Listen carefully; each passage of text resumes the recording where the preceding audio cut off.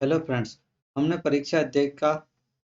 परीक्षा मंथन कंप्यूटर की बुक का अध्याय 2 तक पढ़ लिया था। अध्याय 2 तक कंप्लीट कर लिया था। हम अब पढ़ते हैं तीसरा अध्याय मतलब पार्ट 3 में कंप्यूटर की कार्य पद्धति को विस्तार से जानते हैं। कंप्यूटर यानी प्रिंसिपल्स ऑफ कंप्यूटिंग, सिद्धांत या कार्य पद्धति, कंप्यूटर के सिद्धांत या कार्य पद्धति। तो इसमें हम पहला बिंदु देखते हैं। किसी भी कंप्यूटर को कार्य करने के लिए दो चीजों की आवश्यकता होती है, हार्डवेयर और सॉफ्टवेयर। हार्डवेयर और सॉफ्टवेयर के बगैर कंप्यूटर यूज नहीं हो सकता है। तो इसमें सबसे पहले हम हार्डवेयर को समझ लेते हैं। हार्डवेयर क्या है? हार्डवेयर लगभग हमने पहले पढ़ चुके हैं, फिर भी और रिपीट कर लेते हैं। हार्डवेयर हार्डवेयर क्या होता है? कंप्यूटर मशीन तथा कलपुर्जों को हार्डवेयर कहते हैं। कंप्यूटर के मशीन और कलपुर्जों को क्या कहते हैं? हार्डवेयर। और हार्डवेयर कंप्यूटर की भौतिक संरचना है, और वस्तु तो इन्हें हम छू भी सकते हैं और देख भी सकते हैं। तो हार्डवेयर क्या कौन कौन से है? हार्डवेयर जैसे system unit, monitor, printer, keyboard, mouse और मेमोरी डिवाइसेस, ये सब क्या है? हार्डवेयर। हार्डवेयर को हम छू भी सकते हैं और देख भी सकते हैं। उसी उसके बाद हम सॉफ्टवेयर देखते हैं। सॉफ्टवेयर का हम देख नहीं सकते, छू नहीं सकते, ठीक है। अब सॉफ्टवेयर को पढ़ते हैं। सॉफ्टवेयर क्या है? सॉफ्टवेयर कोई भी सॉफ्टवेयर है ना, हार्डवेयर कोई भी कार्य स्वयं संपादित नहीं कर सकता है। किसी भी कार्य को संपादित करने के लिए हार्डवेयर को निर्देश दिया जाना आवश्यक होता है। और यहाँ जो निर्देश देता है वो कौन दिया जाता है? किसके द्वारा? सॉफ्टवेयर के द्वारा दिया जाता है। कोई भी हार्डवेयर स्वयं कार्य नहीं कर सकता है। कोई भी हार्डवेयर स्वयं कार्य नहीं कर सकता है। किसी भी कार्य को संपादित करने के लिए हार्डवेयर को निर्देश दिया जाना आवश्यक होता है, और यह कार्य सॉफ्टवेयर दिया जाता है। यहाँ जो निर्देश देता है वो सॉफ्टवेयर द्वारा दिया जाता है। मतलब हम सॉफ्टवेयर जो निर्देश देगा उसके अकॉर्डिंग हार्डवेयर से हम काम करेंगे। सॉफ्टवेयर और सॉफ्टवेयर प्रोग्राम, नियमों और अनुदेशों का वहाँ समूह है। सॉफ्टवेयर क्या है? प्रोग्राम और नियमों और अनुदेशों का वहाँ समूह है, जिससे हम कंप्यूटर सिस्टम के कार्य को नियंत्रित करते हैं। कंप्यूटर सिस्टम के कार्य को नियंत्रित करते हैं, और तथा कंप्यूटर के विभिन्न विभिन्न हार्डवेयर के बीच समन्वय स्थापित करते हैं। बहुत सारे कई उपकरण कई हार्डवेयर को समन्वय स्थापित करके उनके बीच तालमेल बिठाकर कार्य करते हैं। और सॉफ्टवेयर यह निर्धारित करता है कि हार्डवेयर कब और कौन सा कार्य करेगा। सॉफ्टवेयर क्या करता है? कौन सा हार्डवेयर कब और कौन सा कार्य करेगा। सॉफ्टवेयर को हम देख और छू नहीं सकते, लेकिन अगर हार्डवेयर इंजन है तो सॉफ्टवेयर क्या है? उसका ईंधन है, और सॉफ्टवेयर के बगैर काम नहीं हो सकता। ये क्या है? अगर हार्डवेयर शरीर है तो सॉफ्टवेयर क्या है? उसकी आत्मा है। ये हमने पढ़ा था अगले। और उसी प्रकार हार्डवेयर इंजन है तो सॉफ्टवेयर क्या है? उसका ईंधन है, ठीक है। अब अगला बिंदु देखते हैं, दूसरा बिंदु। दूसरा बिंदु क्या है? दूसरा बिंदु हम देखते हैं कार्य प्रणाली। कंप्यूटर की कार्य प्रणाली है ना। कंप्यूटर की कार्य प्रणाली को मोटे तौर पर 5 भागों में बांटा जाता है, ठीक है। कंप्यूटर की कार्यप्रणाली को मोटे तौर पर 5 भागों में बांटा जाता है। इनपुट, भंडारण यानी स्टोरेज, प्रोसेसिंग, आउटपुट और कंट्रोल, ठीक है। Working principle of computer. Computer की कार्यप्रणाली को कितने 5 भागों में बांटा गया है? इनपुट, स्टोरेज, प्रोसेसिंग, आउटपुट और कंट्रोल। तो हम इनपुट को देख लेते हैं। इनपुट में क्या है? कंप्यूटर में डाटा तथा निर्देशों को डाल इंस्ट्रक्शंस को कंप्यूटर में डालने को इनपुट कहते हैं, ठीक है। और ये इनपुट डिवाइस द्वारा संपन्न होता है। और यह इनपुट डिवाइस कौन से? माउस और कीबोर्ड, जो सबसे ज़्यादा इंस्ट्रक्शंस और डाटा को इनपुट करता है कंप्यूटर में। खासकर सबसे ज़्यादा यूज होता है तो माउस और कीबोर्ड ही यूज होता है कंप्यूटर में, डाटा और इंस्ट्रक्शन को कंप्यूटर में डालने के लिए, ठीक है। अब दूसरा हम स्टोरेज पढ़ लेते हैं। स्टोरेज क्या है? डाटा तथा अन्य दृश्यों को जो हम कीबोर्ड और माउस से जो डाटा स्टोर करते हैं उसको मेमोरी यूनिट में स्टोर किया जाता है, तो ताकि आवश्यकता अनुसार उसका उपयोग किया जा सके, और इसी को हम स्टोरेज कहते हैं। स्टोरेज में हम इसको स्टोर करते हैं जो भी हम कार्य करते हैं। और कंप्यूटर द्वारा प्रोसेसिंग के पश्चात प्राप्त अंतरिम तथा अंतिम परिणामों को भी मेमोरी में स्टोर किया जाता है। जो भी फाइनल रिजल्ट से है या बीच में जैसा आधा कार्य करके हमने छोड़ के और कुछ काम के लिए चले गए, फिर वापस आके कार्य करें, इस टाइप से आधा अधूरा कार्य और फाइनल कार्य को वहाँ स्टोर करके रखता है। कहाँ पर? स्टोरेज में, कंप्यूटर। ठीक है। अगला है प्रोसेसिंग। प्रोसेसिंग क्या करता है? इनपुट के द्वारा प्राप्त डाटा के अनुदेशों को अंकगणितीय और तार्किक गणनाएं कर उसे सूचना में बदला जाता है। क्या करता है वो? एएल अर्थमेटिकल तथा लॉजिकल ऑपरेशन करके ऑपरेशंस के आधार पर वहाँ सूचना में बदलता है और आंशिक कार्य संपन्न करता है। प्रोसेसिंग करता है, जैसे हम इनपुट डाटा किया उसको प्रोसेस करके वहाँ सूचना में बदलता है। उसको जो भी हम डाटा दिए हैं उसको बाइनरी कोड से हमें सूचना के रूप में प्राप्त करने के लिए आउटपुट के रूप में, सूचना के रूप में बदलता है, बदला जाता है या आंशिक कार्य किया जाता है। ठीक है। आउटपुट। अब आउटपुट हम देख लेते हैं। आउटपुट द्वारा प्रोसेसिंग के पश्चात सूचना एवं परिणामों को उपयोगकर्ता के समक्ष प्रदर्शित करता है ना, हमारे सामने वो डिस्प्ले करता है कार्य आउटपुट ये किया गया है, और इसे हम आउटपुट यूनिट द्वारा ही संपन्न किया जाता है। इस आउटपुट यूनिट द्वारा ही। अब कंट्रोल क्या है? कंट्रोल क्या है कि कई सारे विभिन्न प्रक्रिया के विभिन्न उपकरण, जैसे माउस है, कीबोर्ड है, सीपीयू है, मॉनिटर है, कई सारे उपकरण, मेमोरी है, उनको सबको नियंत्रित, उनका तालमेल बिठा के, है ना, बीच का जो कंट्रोल यूनिट है वो तालमेल बिठा के चलता है, मतलब तालमेल उनका स्थापित कंट्रोल करता है। ठीक है। अगला अब हम देखते हैं तीसरा पॉइंट। तीसरा पॉइंट क्या है हमारे पास? कंप्यूटर हार्डवेयर के मुख्य भाग, main components of hardware.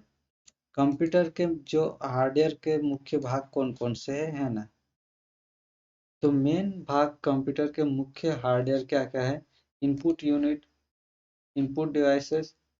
Main भाग भी कितने भागों में है? 5, 4 भागों में बांटा गया है। ठीक है। मेन भी 4 भागों में। इनपुट यूनिट भंडारण या स्टोरेज यूनिट या मेमोरी। ठीक है। मेमोरी और स्टोरेज हमने अभी लगभग कार्य प्रणाली में भी पढ़ा है, वर्किंग प्रिंसिपल ऑफ कंप्यूटर में। फिर से इसको देख लेते हैं। System unit. तीसरा क्या? System unit. चौथा आउटपुट यूनिट। इनपुट यूनिट में क्या करेंगे हम? कुछ भी डाटा इनपुट करेंगे। ठीक है। कीबोर्ड और माउस, और दूसरा है कि हम जो स्टिक से गेम खेलते हैं, वो सारा ऐसे तो उपकरण है, लेकिन खासकर जो प्रचलित है वो आपको याद रहे उसके लिए कीबोर्ड और माउस का नाम लिया जाता है। कीबोर्ड और माउस से हम कुछ भी टाइपिंग करेंगे, उसको क्या क्या करेगा? वो मेमोरी में स्टोर करेगा। मेमोरी में स्टोर करके सिस्टम यूनिट में वहाँ प्रोसेसिंग करके आउटपुट के रूप में हमें प्रदर्शित करेगा। ठीक है। मदरबोर्ड में, मदरबोर्ड, सेंट्रल प्रोसेसिंग यूनिट और प्राइमरी और मेन मेमोरी होते हुए हमें आउटपुट के रूप में प्राप्त होगा। तो हम इसको डायग्राम के थ्रू समझ लेते हैं। डायग्राम के थ्रू थोड़ा सा डायग्राम, जैसे डाटा और अनुदेश। डाटा और अनुदेश क्या? हम अनुदेश, डाटा और अनुदेश क्या करेंगे? हम इनपुट करेंगे। जो इनपुट करेंगे वो कहाँ जाएगा? द्वितीयक मेमोरी यानी सहायक मेमोरी में, और प्राथमिक या मेन मेमोरी में, उसमें प्राप्त होगा। वहां से वहां क्या करेगा? कंट्रोल यूनिट और अर्थमेटिक, सीयू कंट्रोल यूनिट और अर्थमेटिक लॉजिक यूनिट मतलब एएलयू में यहाँ पर प्रोसेस होगा, और इसमें कंट्रोल यूनिट सभी को कंट्रोल करेगा। और कंट्रोलिंग के बाद जो डाटा आउटपुट होगा, जो प्रोसेस होने के बाद आउटपुट होगा, वो हमें सूचना या परिणाम यानी रिजल्ट और हमको सूचना के रूप में मिलेगा। जो भी हमने यहाँ से इनपुट किया है वो डाटा हमें सूचना के रूप में प्राप्त होगा। इस तरह से सीपीयू बना हुआ था। ये कंप्यूटर कार्य प्रणाली का चित्र है, जो हमने इस टाइप से कार्य प्रणाली को समझा है। ठीक है। अब अगला हम पढ़ते हैं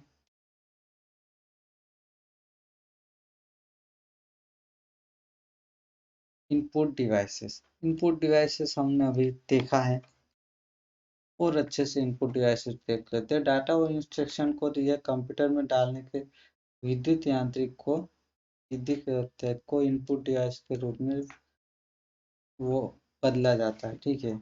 इसको इंस्ट्रक्शन, इसको बाइनरी कोड में 0 और 1 में ये 0 और 1 में पढ़ा जाता है, समझा सकता है कंप्यूटर द्वारा। और इसमें जो मुख्य अनुदेश रहते हैं, इसमें इनपुट डिवाइस के मुख्य जो कार्य है इनपुट डिवाइस के, वो क्या क्या है। इनपुट डिवाइस के कार्य है अनुदेशों, डाटा अनुदेशों तथा प्रोग्राम को स्वीकार करना, बाइनरी कोड में बदलना, और बदले हुए कोड को सिस्टम कंप्यूटर सिस्टम को देना। बस क्या करता है, हमने जैसे डाटा अनुदेश और प्रोग्राम कंप्यूटर को दिया है, उसको वो क्या करेगा, बाइनरी कोड कोड में बदलेगा, और बदले हुए कोड को कंप्यूटर सिस्टम को देगा, तो वहां से हमें आउटपुट के रूप में प्रदर्शित करेगा। तो इनपुट डिवाइसेस का काम क्या करता है, हम जो भी जैसे कीबोर्ड और माउस से जो भी टाइप करा है, वो उसको बाइनरी कोड में बदल के सिस्टम को देगा, कंप्यूटर सिस्टम को देगा, तो वहां से आउटपुट के रूप में हमें मिलेगा। जैसे इनपुट डिवाइस क्या क्या है, कीबोर्ड, माउस, एक तो जॉयस्टिक, परकसिव पेन, स्कैनर है, बारकोड रीडर, मार्कर और पंच कार्ड और रीडर आदि। पंच कार्ड रीडर भी, पंच कार्ड रीडर से भी, बारकोड रीडर, मार्कर से भी, स्कैनर से भी, ये सभी क्या करता है, हमें इनपुट डिवाइसेस जो हम उससे इनपुट कंप्यूटर में देंगे, उसको बाइनरी कोड में बदलेगा, फिर बदले हुए कोड को वो सिस्टम में कंप्यूटर सिस्टम को देगा, और फिर वही आउटपुट के रूप में हमें प्रदान करेगा। अब अगला हम देखते हैं स्टोरेज यूनिट या मेमोरी। स्टोरेज यूनिट या मेमोरी, इसमें जो भी इनपुट डाटा और निर्देशों को प्रोसेस करने के पश्चात मेमोरी में रखा है जो आधा अधूरा कार्य या फाइनल परिणाम, उस कार्य को यहाँ अंतरिम या अंतिम परिणाम को मेमोरी में रखा है, तो उसको क्या करेगा, ये स्टोरेज क्या करेगा, प्रोसेस के लिए प्रोसेस के लिए डाटा और अनुदेशों को रखेगा, सुरक्षित रखेगा, ठीक है। प्रोसेस के लिए यहाँ सुरक्षित रखेगा। जैसे अंतरिम परिणाम है, अंतरिम परिणाम है तो उसको फिर से एडिट करना पड़ेगा, फिर करेक्शन करके फिर उसमें फाइनल करना पड़ेगा, तो इंटरमीडिएट रिजल्ट्स को भी वहाँ सेव रखेगा, उसमें सुरक्षित रखेगा, और फाइनल रिजल्ट्स को भी सेव रखेगा, ताकि जरूरत पड़ने पर वहाँ हमें प्रिंट आउट के रूप में प्रदान हो सके, ठीक है। ये हो क्या है स्टोरेज। स्टोरेज में क्या है, प्राइमरी और सेकेंडरी दो मेमोरी आती है ना। स्टोरेज में प्राइमरी मेमोरी या मेन मेमोरी और सेकेंडरी मेमोरी। तो प्राइमरी मेमोरी क्या है, यहाँ कंप्यूटर सिस्टम यूनिट के अंदर स्थित इलेक्ट्रॉनिक मेमोरी है, और स्मृति क्षमता कम, जबकि उसकी गति कैसी होती है, तेज होती है। प्राइमरी मेमोरी की क्षमता जो है वो कम होती है, लेकिन गति क्या होती है, तेज होती है। ये अस्थायी निर्देशों और तात्कालिक परिणामों को संग्रहित किया जाता है, और नॉन वोलाटाइल नहीं वोलाटाइल मेमोरी होती है, अस्थायी मेमोरी होती है। क्या होती है, प्राइमरी मेमोरी अस्थायी हो जाती है, जो कंप्यूटर को ऑफ कर देने पर उसकी सूचना क्या हो जाती है, समाप्त हो जाती है। जिससे हमने टाइप करते करते कुछ सेव नहीं किया है ना, अस्थायी मेमोरी में। जिससे कंप्यूटर चालू है उसमें हम वर्ड में या कहीं भी टाइप करते करते सेव नहीं किया, तो वो क्या होगा, कंप्यूटर सेव नहीं किया और कंप्यूटर बंद हो गया, तो वो क्या होगा, डिलीट हो जाएगा, यानी वो सूचना समाप्त हो जाएगी। वो अस्थायी मेमोरी में सेव होता है, ठीक है। लेकिन हम अगर कुछ काम करते करते उसको सेव कर लें, तो स्थायी मेमोरी में सेव हो जाएगा, मतलब नॉन वोलेटाइल मेमोरी में सेव हो जाएगा। लेकिन हम पहले वोलेटाइल मेमोरी को समझ लेते हैं। वोलेटाइल मेमोरी को प्रोसेस करने से ठीक पहले प्राइमरी मेमोरी में अस्थायी रूप से रखा जाता है, ठीक है। प्रोसेस करने के बाद सेविंग की प्रोसेस करने से पहले वहाँ उसमें रखा जाता है, और अंतरिम परिणामों और प्राप्त आउटपुटों को प्रदर्शित करने से पहले प्राथमिक मेमोरी में स्टोर किया जाता है। इसमें क्या क्या होता है, रजिस्टर होते हैं, कैश होता है, रैम और रोम। इसके उदाहरण जो है प्राइमरी मेमोरी में क्या होता है, रजिस्टर होता है, सेमीकंडक्टर रजिस्टर, केस होता है, और रैम और रोम और रैम। ठीक है, रैंडम एक्सेस मेमोरी और रीड ओनली मेमोरी प्राथमिक मेमोरी के ये उदाहरण है। तो इसमें रजिस्टर या कैश मेमोरी में सीपीयू या माइक्रो प्रोसेसर के भीतर बने होते हैं। ये क्या होता है, रजिस्टर और कैश जो मदरबोर्ड के अंदर बने हुए, मदरबोर्ड में लगे होते हैं ये सीपीयू और माइक्रो प्रोसेसर, और इसी में जुड़े हुए रहते हैं। और जबकि रोम और रैम क्या होते हैं, मदरबोर्ड पर लगे होते हैं। सीपीयू के अंदर के रजिस्टर और कैश लगे हुए रहते हैं, और रैम और रोम मदरबोर्ड पर लगे थे। सीपीयू का सीधा संपर्क किससे होता है, सीपीयू का जो सीधा संपर्क होता है और कैश मेमोरी से होता है सीधा संपर्क। तो सीपीयू में सबसे पहले कार्य जो होता है, जैसे सहायक मेमोरी, इस तरफ डायग्राम है ना राइट हैंड पे, इस तरफ आप डायग्राम के थ्रू समझ लेते हैं। जैसे सहायक मेमोरी में यहाँ पे हमने रैम और रोम, ये क्या है, नॉन वोलेटाइल, इसमें प्रोसेस होगा। उसके बाद केस और रजिस्टर में, केस और रजिस्टर में ये मदरबोर्ड के बाद क्या होगा, वो सीपीयू में सीपीयू में ये केस और रजिस्टर के थ्रू होगा, और सीपीयू में प्रोसेस होने के बाद फाइनल रिजल्ट हमें दिखा देगा। ठीक है। इसके लिए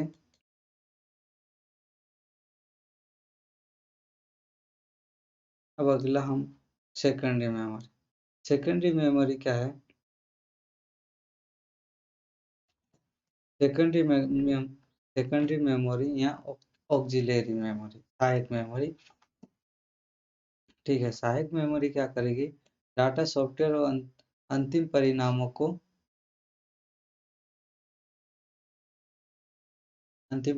को स्थायी रूप से सहायक मेमोरी में संग्रहित करेगी। डाटा और अनुदेशों और अंतिम परिणामों को सहायक मेमोरी में क्या करेगी, संग्रहित करके रखेगी, और कंप्यूटर प्रोसेसर द्वारा डाटा प्रोसेस से पहले सहायक मेमोरी से हम मुख्य मेमोरी में लाया जाता है। जिसे हमने किसी डाटा को, जैसे कम खर्च में विशाल भंडारण क्षमता रखते हैं, सहायक मेमोरी में हमने कम खर्च में अधिक रखते हैं डाटा। जैसे इसमें क्या क्या, हार्ड डिस्क और मैग्नेटिक और ऑप्टिकल डिस्क। इसमें जो सहायक मेमोरी है, सहायक मेमोरी उसमें क्या क्या हम क्या क्या रख सकते हैं, उसमें बहुत सारा डाटा रख सकते हैं और कम खर्च में रहता है। उसकी इस जो हार्ड डिस्क का स्टोरेज क्षमता रहती है वो काफ़ी ज़्यादा रहती है, 500 जीबी, 1000 जीबी। ठीक है, हार्ड डिस्क और मैग्नेटिक और चुंबकीय डिस्क, मैग्नेटिक डिस्क और ऑप्टिकल डिस्क में। तो इसमें हम विशाल भंडारण डाटा रख सकते हैं। तो ये नॉन वोलेटाइल मेमोरी भी होती है। कंप्यूटर बंद कर देने पर भी, इसमें विद्युत उपलब्ध न होने पर भी इसका डाटा नष्ट नहीं होता है।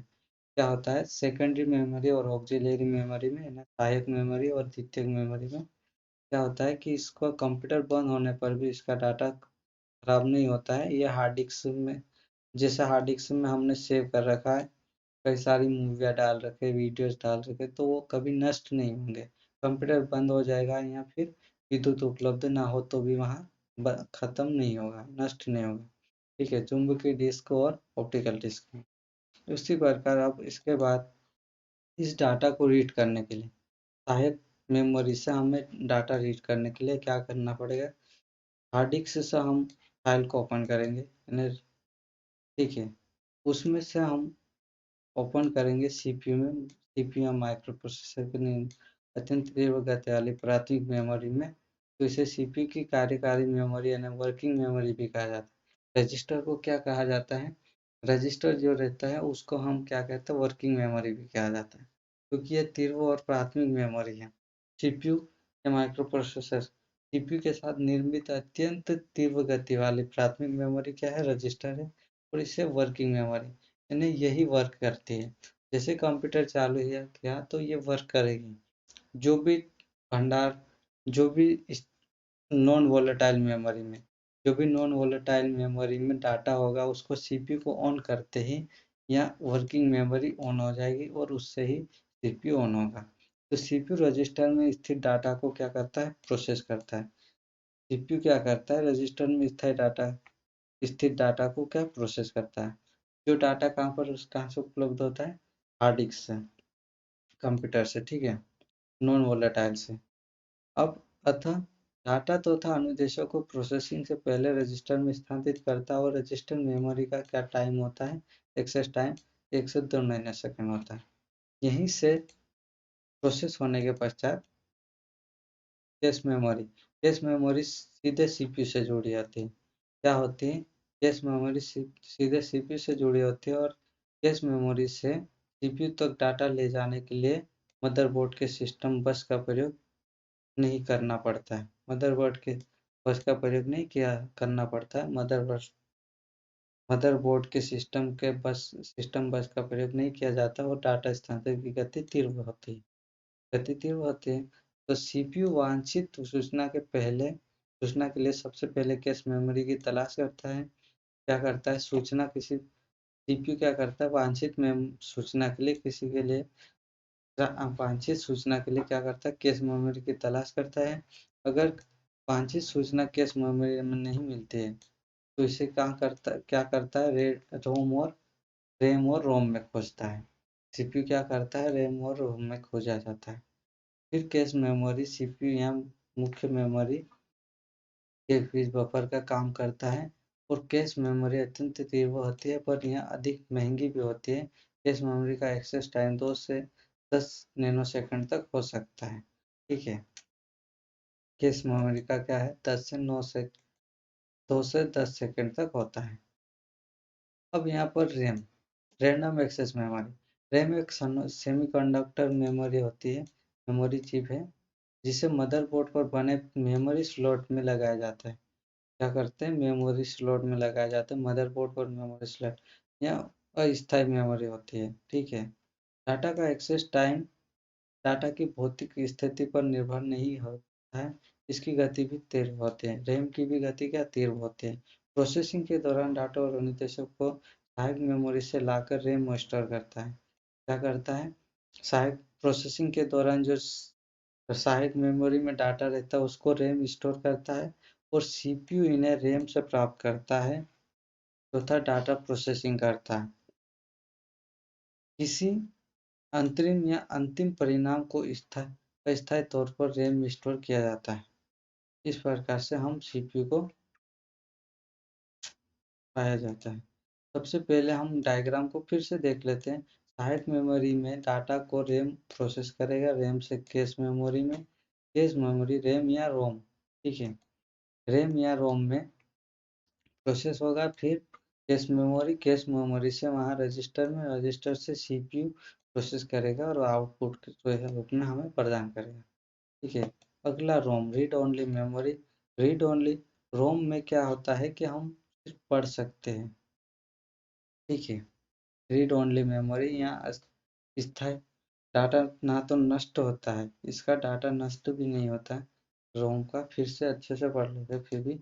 रोम एक सेमीकंडक्टर मेमोरी चिप है जिसे कंप्यूटर मदरबोर्ड पर कंप्यूटर निर्माता कंपनी द्वारा स्थापित किया गया। रोम एक स्थायी प्राथमिक मेमोरी है और जिसे संग्रहित डाटा ना तो नष्ट होते हैं, ठीक है, जिसका ना तो डाटा नष्ट होता है ना ही इसे बदला जाता है। रोम का क्या रोम का डाटा क्या होता है, स्थायी होता है और ना ही इसे करेक्शन कर सकते हैं और ना ही को डिलीट कर सकते हैं, ना ही नष्ट होता है और ना ही करेक्शन कर सकते हैं। रोम कंप्यूटर को स्टार्ट करने के लिए आवश्यक सॉफ्टवेयर स्टोर कर किया जाता है।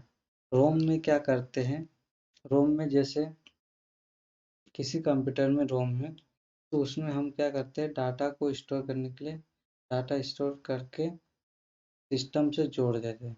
वही डाटा किसी भी कंप्यूटर को चालू करने के लिए रोम से ही कनेक्ट रहता है और रोम में जो डाटा स्थायी रहता है उस कारण से कंप्यूटर जब भी चालू होगा तो वो स्थायी डाटा ना तो नष्ट होता ना ही बदला जा सकता है। इसीलिए जो भी कंप्यूटर है एकदम अगर रिस्टार्ट करे किसी कंप्यूटर को या रीसेट करे तो वो रोम वाला डाटा उसमें नष्ट नहीं होने के कारण कंप्यूटर फिर से रिस्टार्ट हो जाता है।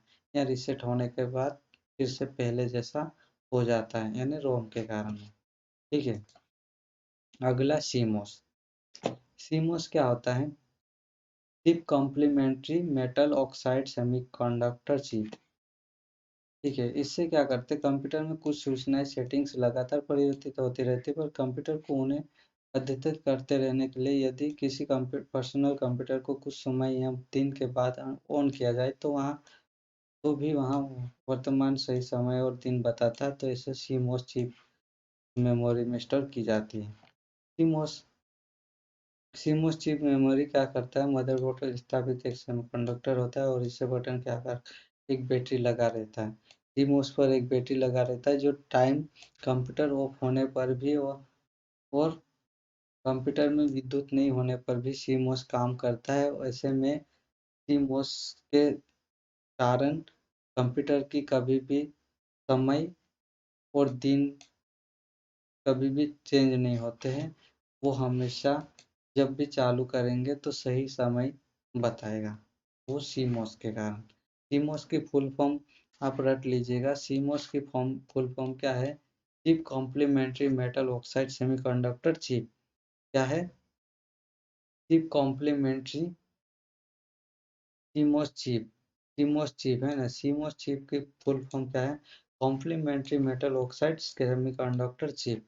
Complementary semi metal oxide semiconductor chip. CMOS chip का फुल फॉर्म क्या है? Complementary metal oxide semiconductor chip. ठीक है। अब इसमें अगला सिस्टम यूनिट। सिस्टम यूनिट क्या करता है? सिस्टम यूनिट किसी भी पर्सनल कंप्यूटर का सिस्टम यूनिट उसका मुख्य हार्डवेयर होता है, और यह सिस्टम यूनिट एक बॉक्स की तरह होता है और इनपुट और आउटपुट के अतिरिक्त भी सभी हार्डवेयर सिस्टम यूनिट में ही होते हैं। जैसे power supply unit, motherboard, central processing unit, micro processor, CPU, micro processor, main memory, कई पोर्ट्स होते हैं जो सिस्टम यूनिट में ही होते हैं। ठीक है। सिस्टम यूनिट में अब हम देख लेते हैं मदरबोर्ड। मदरबोर्ड क्या होता है?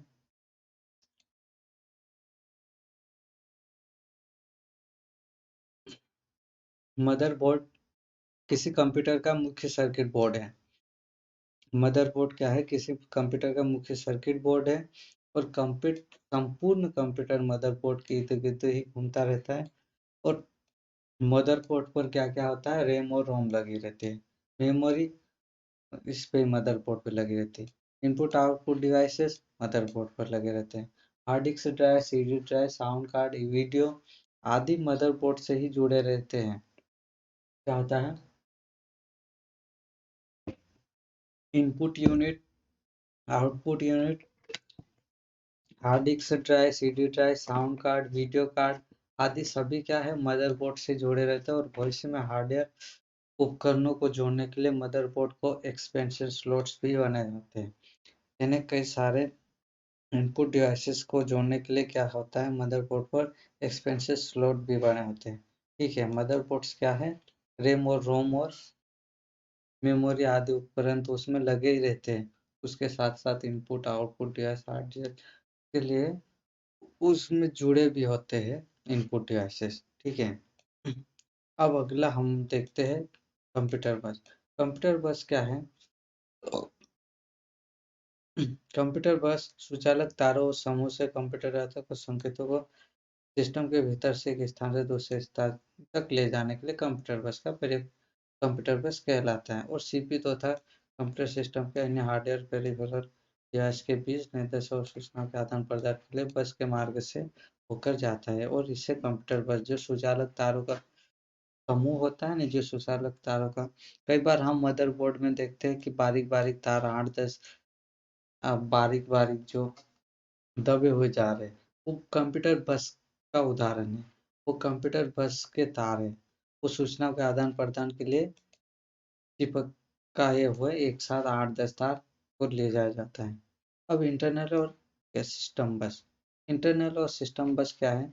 मदरबोर्ड पर लगे उपकरणों के बीच डाटा और संकेतों के आदान प्रदान के लिए इंटरनेट और सिस्टम बस का प्रयोग किया होता है। और इसको क्या करते हैं, डाटा स्थानांतरण के लिए तीव्र गति वाले सिस्टम है ना, ये डाटा बस, एड्रेस बस और कंट्रोल बस में बांटा जाता है। इसमें क्या है, तीव्र गति वाले इंटरनल, मतलब इसमें सुचालक तारों की जगह और हेवी डाटा स्थानांतरण की इंटरनल और सिस्टम बस में मदरबोर्ड में उपकरण लगे हुए रहते हैं। ठीक है। एक्सटर्नल और एक्सपेंशन क्या है, एक्सटर्नल या एक्सपेंशन बस कंप्यूटर पेरिफेरल डिवाइस है जिसमें कीबोर्ड, मॉनिटर, एक्सपेंशन और एक्सटर्नल बस क्या है, कीबोर्ड, माउस और मॉनिटर, हार्ड डिस्क और सीडी ड्राइव लगाने के लिए मदरबोर्ड से जोड़े के साथ जोड़ने वाला स्थानांतरित डाटा के लिए धीमी गति वाले उपकरण है। ठीक है। एक्सपेंशन क्या है, स्लॉट्स है जो कीबोर्ड और माउस और लगाए जैसे मदरबोर्ड में। ठीक है। इसमें मेन तथ्य क्या है, कंप्यूटर बस कंप्यूटर के अंदर बना मुख्य सड़क है। कंप्यूटर बस क्या है, मुख्य हाईवे है अंदर कंप्यूटर के बने, और जिस पर डाटा और सूचना तेजी से एक स्थान से स्थान तक ले जाया जाता है। क्या कहते हैं, कंप्यूटर बस, जो एक स्थान से दूसरे स्थान पर ले जाने के लिए क्या है, सुचालक तारों का उपयोग करके करते हैं। अब central processing unit, central processing unit या इसको क्या कहते हैं, माइक्रो प्रोसेसर यूनिट भी कहते हैं। ठीक है। इसको, इसका मेन पॉइंट ये रख लीजिएगा आप कि कंप्यूटर को हृदय या मस्तिष्क भी कहा जाता है। सीपीयू को क्या कहते हैं, सीपीयू को कंप्यूटर, सीपीयू को क्या कहा जाता है, सीपीयू को कंप्यूटर का हृदय या मस्तिष्क भी कहा जाता है। हार्ट और ब्रेन ऑफ कंप्यूटर किसे कहा जाता है, तो सीपीयू को कहा जाता है, ये माइक्रो प्रोसेसर। हार्ट और ब्रेन ऑफ कंप्यूटर किसे कहा जाता है, तो सीपीयू को। ठीक है। ये कंप्यूटर के सभी कार्य को नियंत्रित और निर्देशित और समन्वित, यानी कंट्रोल और कोऑर्डिनेट करते हुए चलता है, और प्रोसेस निर्देशानुसार कार्य भी सीपीयू करता है। और सीपीयू वास्तव में एक सघन इंटीग्रेटेड सर्किट चिप है, आईसी चिप है, जो माइक्रो प्रोसेसर भी कहा जाता है। क्या करता है, सीपीयू को क्या कहा जाता है, माइक्रो प्रोसेसर भी, और करोड़ों इलेक्ट्रॉनिक्स उपकरण बने रहते हैं, और माइक्रो ये प्रोसेसर कंप्यूटर के मदरबोर्ड पर लगाया जाता है। सीपीयू में प्रोसेसर को मदरबोर्ड पर लगाया जाता है। ठीक है। CPU, CPU stored program instructions, यानी स्टोर्ड प्रोग्राम इंस्ट्रक्शंस के आधार पर कार्य करता है, काम करता है, और प्रोसेसिंग से पहले डाटा और निर्देशों को बने रजिस्टर में अस्थायी तौर पर स्टोर करता है, और फिर रजिस्टर से स्थित डाटा को प्रोसेसिंग, अंकगणित और मैथमेटिकल और लॉजिकल ऑपरेशन करता है, और डाटा प्रोसेसिंग के लिए सभी कार्य सीपीयू द्वारा ही संपन्न किया जाता है। सीपीयू का मेन कार्य क्या क्या है, देखो, सीपीयू के कार्य को बिंदुवार देख लेते हैं। विभिन्न प्रक्रियाओं के क्रम को निर्धारित करना, क्या करता है, कई सारी प्रक्रिया को क्या करता है, क्रम में निर्धारित करता है। कंप्यूटर के विभिन्न उपकरणों को नियंत्रित और निर्देशित करता है, उनको कंट्रोलिंग करके चलना पड़ता है सीपीयू द्वारा।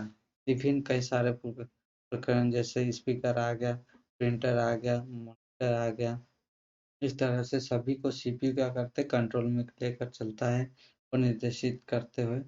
और कंप्यूटर हार्डवेयर और सॉफ्टवेयर के बीच समन्वय भी स्थापित करता है, हार्डवेयर और सॉफ्टवेयर के बीच में कोऑर्डिनेट करता है, तालमेल बिठाता है सीपीयू। ठीक है। और इनपुट डाटा को निर्देशानुसार प्रोसेस भी करवाता है, क्या करता है, प्रोसेस भी करता है, इनपुट डाटा को निर्देशानुसार प्रोसेस भी करवाता है, क्या करवाता है, सीपीयू करवाता है। ठीक है। सीपीयू को हार्डवेयर की दृष्टि से तीन मुख्य भागों में बांटा है। सीपीयू को हार्डवेयर की दृष्टि से control unit, control unit, arithmetic logic unit और memory. Control unit, arithmetic logic unit और फिर मेमोरी में सीपीयू को। ठीक है। अर्थमेटिक कंट्रोल यूनिट क्या है, कंट्रोल यूनिट हमने पढ़ ही लिया था लगभग। कंट्रोल यूनिट क्या है, सीपीयू का जो कंट्रोल है, सभी कार्य को एक साथ क्या, कई सारे हार्डवेयर और सॉफ्टवेयर के बीच समन्वय स्थापित करने के लिए क्या करता है, कंट्रोल यूनिट उनको तालमेल बिठा के चलता है। सभी कार्यों को एक साथ इंस्ट्रक्शन सेट कर देता है, और कंप्यूटर को नाड़ी तरफ, यानी कंट्रोल यूनिट को क्या करते हैं, नर्वस सिस्टम भी कहा जाता है, क्योंकि ये सभी को तालमेल बिठाकर नियंत्रित करके चलता है। कंट्रोल यूनिट, कंट्रोल यूनिट का काम ही है कंट्रोल करना सभी को। ठीक है। इसका मुख्य कार्य क्या क्या है वो भी देख लेते हैं। मुख्य कार्य इसके है इनपुट और आउटपुट डिवाइसेस और अन्य हार्डवेयर को नियंत्रित करता है। ठीक है। अर्थमेटिक लॉजिक यूनिट के कार्य को नियंत्रित करता है। ये एएलयू के कार्य को भी नियंत्रित करता है। मुख्य मेमोरी से डाटा लाना तथा तात्कालिक रूप से स्टोर करना भी क्या करता है, अर्थमेटिक लॉजिक यूनिट करता है। ठीक है। अब अगला हम क्या देखते हैं, कंप्यूटर को अक्सर सिस्टम कहा जाता है। कंप्यूटर को क्या कहता है, अक्सर सिस्टम कहा जाता है, क्योंकि इनमें अनेक युक्तियां एक साथ मिलकर दिए गए निर्देशों के अनुसार कार्य को संपन्न करता है, इसलिए एक निश्चित परिणाम भी प्राप्त करते हैं, इसीलिए इसे सिस्टम कहा जाता है। क्या करते हैं, अनेक युक्तियां इसमें एक साथ मिलकर निर्देशों के अनुसार कार्य भी को संपन्न करता है, इसलिए इसे सिस्टम कहा जाता है। निर्देशों को पढ़ना, उन्हें कार्यान्वित करने के आदेश देना भी क्या करता है, कंट्रोल यूनिट। हार्डवेयर और सॉफ्टवेयर के बीच समन्वय स्थापित नियंत्रित करने के लिए क्या करता है, ये भी कौन करता है, कंट्रोल यूनिट। ठीक है। अब arithmetic logic unit. Arithmetic logic unit क्या करता है, अर्थमेटिक लॉजिक यूनिट सीपीयू का एक भाग है जो प्रोसेसिंग का वास्तविक काम करता है, एलयू है ना, अर्थमेटिक लॉजिक यूनिट द्वारा ही किया जाता है वास्तविक काम। डाटा प्रोसेसिंग का वास्तविक काम जो करता है वो अर्थमेटिक लॉजिक यूनिट करता है। और यहाँ डाटा पर कंट्रोल यूनिट से प्राप्त निर्देशों के अनुसार सभी प्रकार के गणितीय तथा तार्किक कार्रवाइयाँ करता है। ठीक है। गणितीय और तार्किक कार्य कौन करता है, अर्थमेटिक लॉजिक यूनिट, क्योंकि उसका देख अर्थमेटिक और लॉजिक यूनिट ही काम है उसका, गणितीय और ये करना है। अब इंटेल एमडी, इसको इतना वो नहीं है खास। ठीक है। एलई को पूर्ण दो भागों में बांटा गया था, अर्थमेटिक और लॉजिक यूनिट। इसलिए क्योंकि अर्थमेटिक में क्या है, अर्थमेटिक में जोड़ घटाव गुणा भाग, ये अर्थमेटिक। और लॉजिक में क्या है, रीजनिंग टाइप का है, जिसमें लॉजिक लगता है, लॉजिक टाइप। और ये गणित टाइप का। अर्थमेटिक क्या है, अंक गणितीय टाइप का, इसलिए इसे दो भागों में बांटा गया।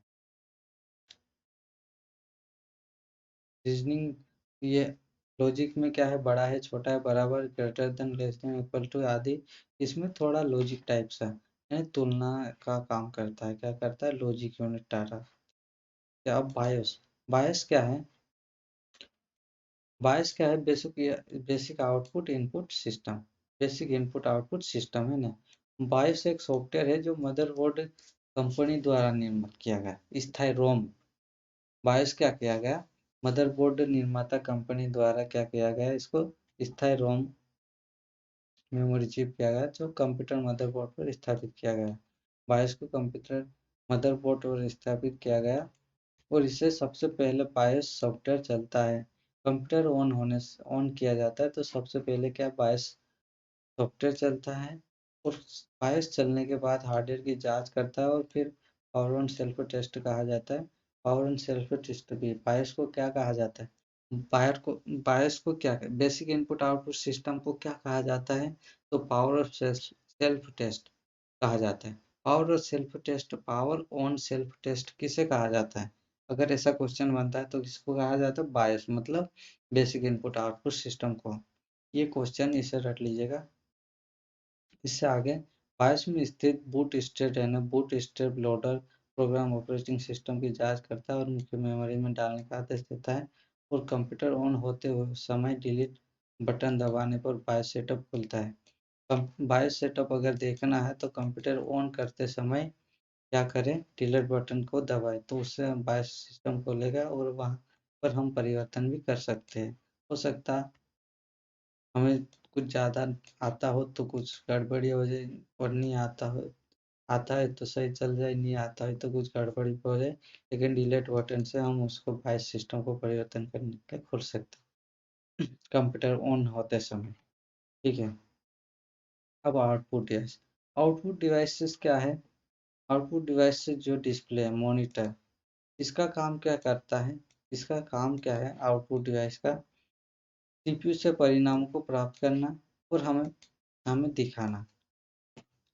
प्राप्त परिणाम को मानव द्वारा समझे जा सकने वाले संकेतों में बदलना। ठीक है। वो हमने देखा है, हमें समझ आए ऐसे संकेतों में बदलना।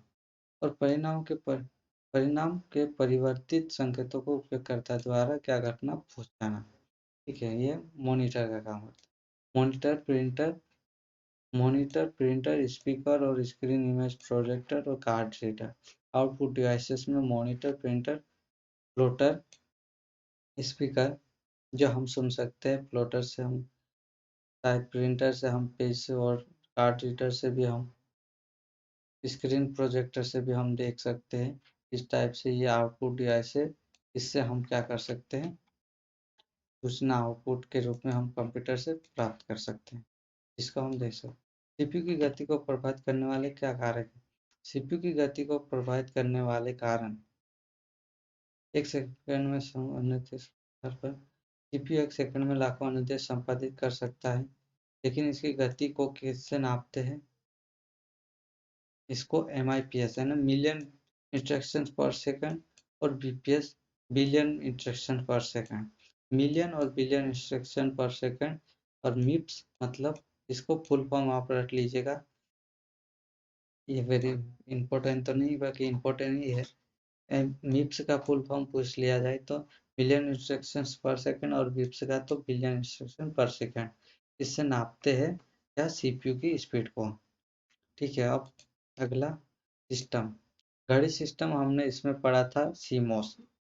ठीक है, सीमोस चिप जिसमें बैटरी लगी रहती है, जो कंप्यूटर बंद होने पर भी क्लॉक चालू रहते हैं, तो ये सिस्टम क्लॉक कहा जाता है। इलेक्ट्रिक घड़ी, कंप्यूटर की गति के अंदर इलेक्ट्रिक घड़ी लगी रहती है। ठीक है, अब इसमें अगला हमारे पास है सिस्टम, कंप्यूटर की स्पीड, जितनी जल्दी क्लॉक पल्स उत्पन्न होती है उसकी स्पीड। ठीक है, डाटा प्रोसेस की गति उतनी ही तीव्र होती है। तो मानदंड के अनुसार 200 मेगाहर्ट्ज पर इतना होता है। अब इसकी देख, एक सेकंड में उत्पन्न पल्स की संख्या को क्या कहते हैं? एक सेकंड में, कंप्यूटर में जो एक सेकंड में उत्पन्न पल्स की संख्या को क्या कहते हैं? हर्ट्ज कहते हैं। यहाँ आप इस पॉइंट को नोट कर लीजिएगा।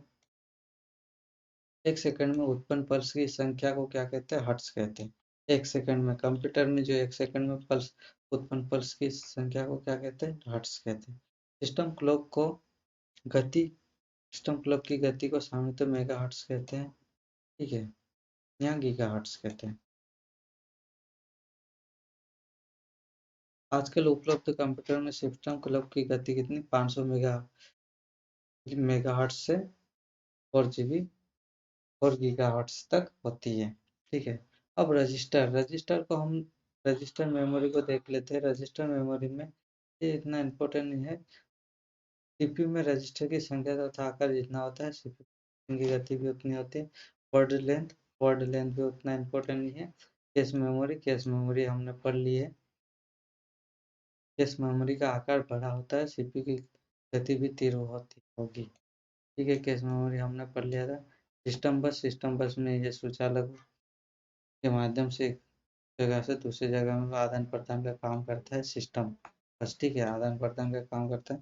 पैरेलल ऑपरेशन इसमें चिप पर बनाए होते हैं, और सीपीयू की कार्य क्षमता को वृद्धि होती है पैरेलल ऑपरेशन से। सीपीयू और अन्य उपकरण के बीच समन्वय स्थापित करता है पेरिफेरल।